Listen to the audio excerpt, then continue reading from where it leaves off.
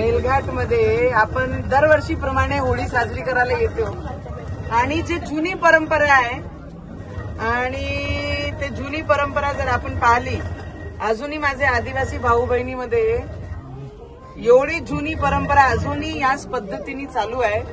आपण सगळे विसरलो, पण हे अजूनही त्याच पद्धतीने हे आपलं जीवन जगत आहे. आणि दरवर्षीप्रमाणे यावर्षी सुद्धा मी होळी इथे साजरी करणारे 5 दिवस कंटिन्यू मी मेलघाटमध्ये आहे. प्रचार तर चालूच आहे, पण त्याच्यासोबत होळीचे नियम आहे दरवर्षीचं की नवनीत राणा जोपर्यंत आहे तिथपर्यंत आदिवासी भाऊ बहिणीमध्ये आम्ही दरवर्षीप्रमाणे याच पद्धतीने होळी साजरी करत राहणार आहे.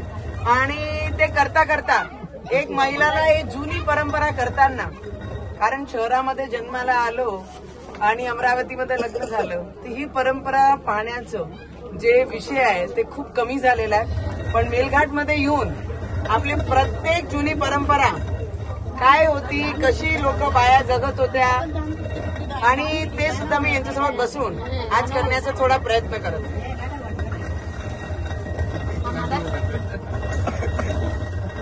आताच आमच्या जनविकास न्यूज चॅनलला सबस्क्राईब करा आणि राहा रोज अपडेट.